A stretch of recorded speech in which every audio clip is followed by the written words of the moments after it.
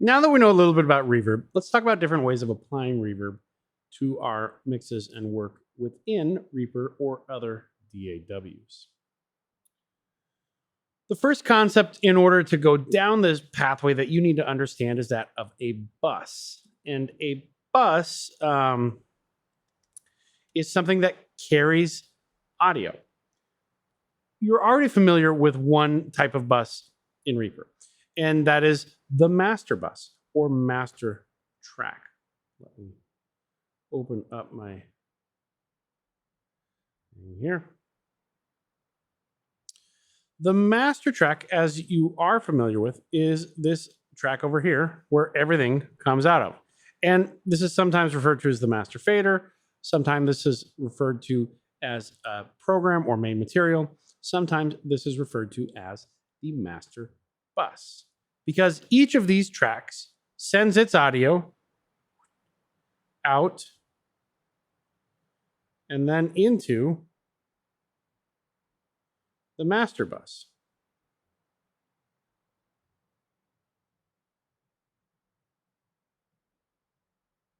And they do this on the master bus track. And so forth and so on.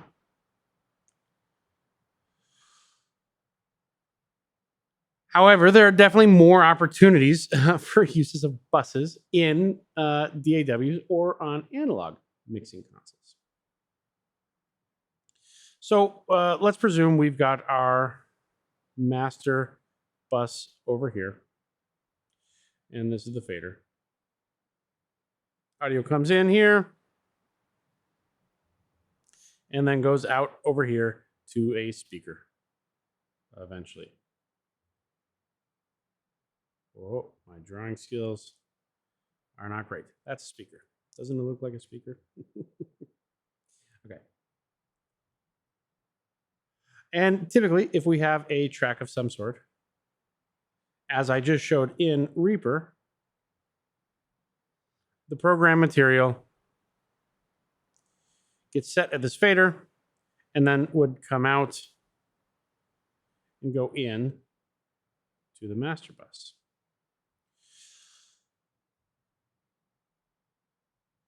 There is something, though, that can be known as an effects bus, or really there can be many, many different types of buses, and we may want to route our audio more flexibly than this single flow of contemplation allows.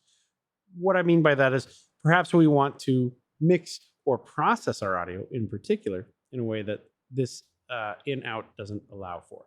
So let's assume we have a group of 3 tracks. 1, 2, 3. Bink, bink. And here's our faders.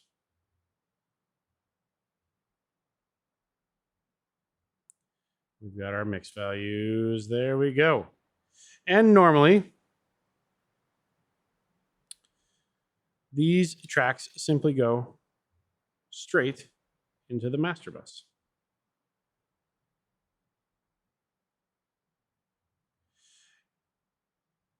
Where they get summed together and create our actual mix. But let's say that you're placing a reverb, in this case, since we're talking about reverb, a reverb signal processing plugin on each of these tracks. And you're wanting these 3 tracks to sound like they recorded in the same space. So you're applying actually the same reverb parameters and plugin to each of these tracks, just duplicated into 3 unique instances. That's highly inefficient from a processing standpoint. It's going to cause you to run out of overhead or cycles on your CPU quite quick.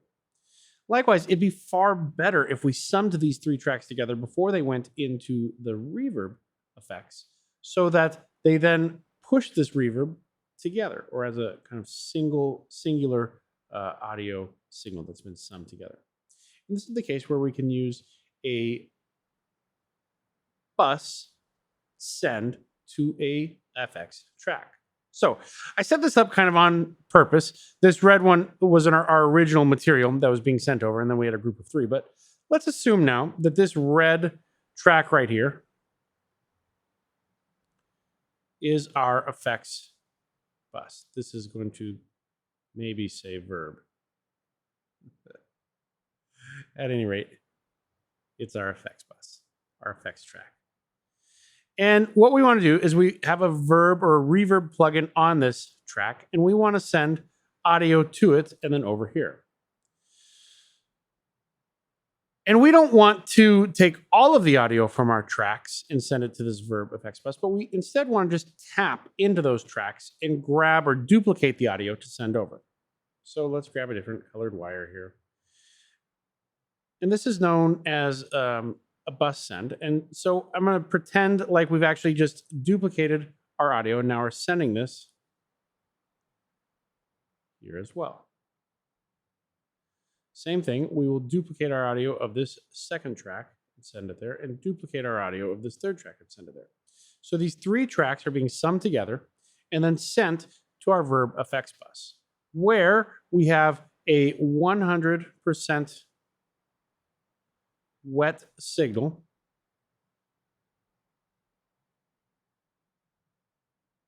and a 0% dry signal. So again, that's all processing on the actual audio.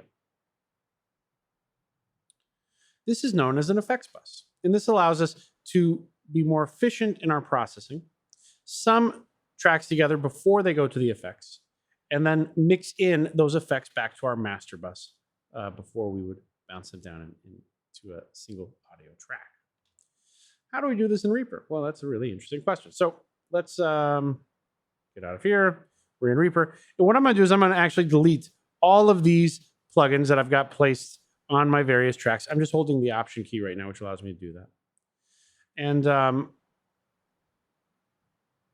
going to say the three of these are essentially the same material, but I'm going to right click. I'm just going to clean some things up for a moment. So we're going to say track color, set track colors to custom, and we'll set these to be blue. And this third track number back half is the same as the first two, except I've just reversed it so that it sounds a little different. No. That's fine. We'll move it over and extend it out a little bit. So we're going to make that a similar color, but slightly different, just to visually identify to us. Let's move it a little bit darker. There we go. And this third track is me saying Michael Music over and over ad nauseum. So we'll grab a slightly different color for that as well.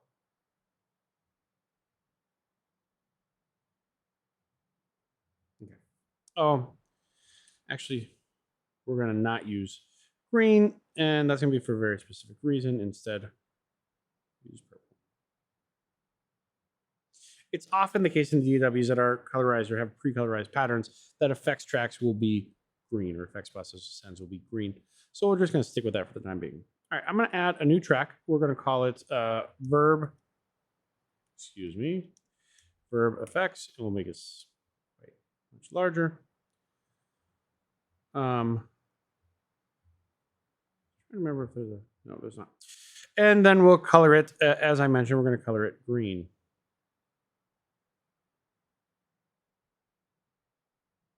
That would be a darker green. And we're going to move it to the top of our mixer here next to our master bus. Great. And then on that bus, we're going to place an effects. So we'll grab the M Convolution Easy, it's the one I like. And we'll just grab a random space for the time being, and we'd figure out something better later. But for the time being, I don't know. We'll choose a jazz hall. Wonderful. And we'll keep our dry wet settings to 100% because, again, this is on its own bus. That's the only material going there. We're not going to put any audio on this track. So we'll leave it to 100%. Then we can close out of this for the time being.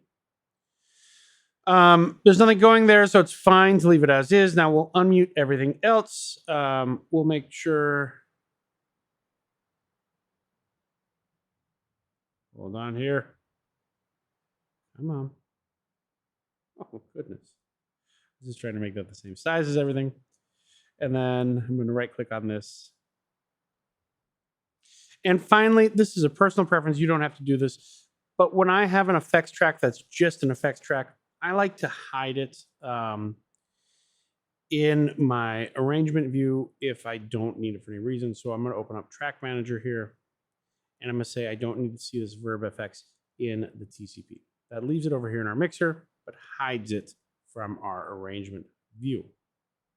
Now, let's listen to what we have and just get this quick mixed up so that it makes some sense, although it's 4 voices, so that won't make total sense. Michael. No. 5. Music. Michael. 10. Music. Michael. 8. Music. Michael. 4. 7. Music. Michael. Music. Michael. 2. Music. 6. Michael. Music. Michael. Nevis. Music. 3. Great. And to make this further playful, we will grab the pitch on this track and just raise it up to, let's say 13.5 semitones.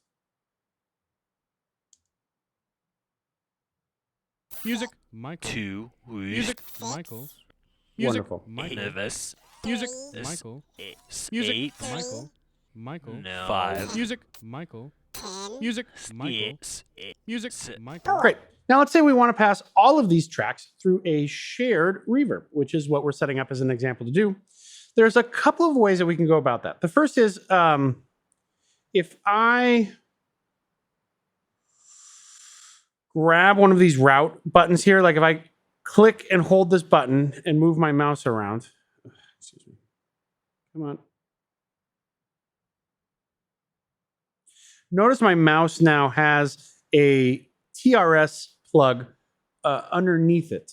Hopefully you can see that. I know it's quite small. I can now take this and drag and drop this TRS plug onto our Verb Effects track, and it creates a new send that goes to the Verb Effects track. So if we mute the other tracks,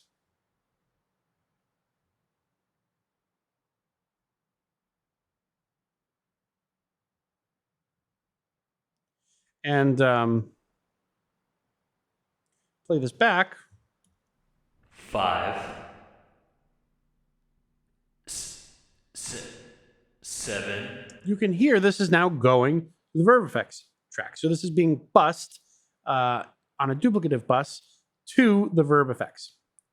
In addition to being able to actually drag and drop these by clicking, and this opens up this send, I can click on the individual tracks and notice they show me the sends that are active. So let's delete this. If I wanted to create a new send to the Verb Effects tracks, I would hit Add New Send, go to Verb FX, and it creates this new send. To show that it works, we'll unmute, mute, and open up routing again, play back. And we can hear that it's going to the Verb Effects track. We can also affect the amount going to the Verb FX track with this fader right here. And notice this changes the value, the amplitude or gain value of the send. 10, 4, Great. Finally, we can also set this to be post or pre-fader. Now, if I open back up to our thing here, these are all pre-fader examples. After all of the other effects, as well as the amplitude fader, have been applied to the signal passing through, we send that signal to the Verb Effects. And just to be explicit, there is a amplitude gain that is applied for each of these tracks. If you'll notice, though, there's this option here that says post fader. If I click on this, there's 2 more options, pre-fader and pre-effects. Pre-fader will ignore the amplitude fader level set in the mixer and send a full value signal to the amplitude, to the verb FX track. There are situations when it's useful to pre-fader levels out. In particular, if you were setting up a live feedback headphone mix for band playing on stage while also recording, you would likely want to make these all pre-fader so that you could set up a separate mix for that band and then have the recording levels be independent, the recording preview or playback levels. So just know that that option does exist there. And if we were looking at our diagram, the major difference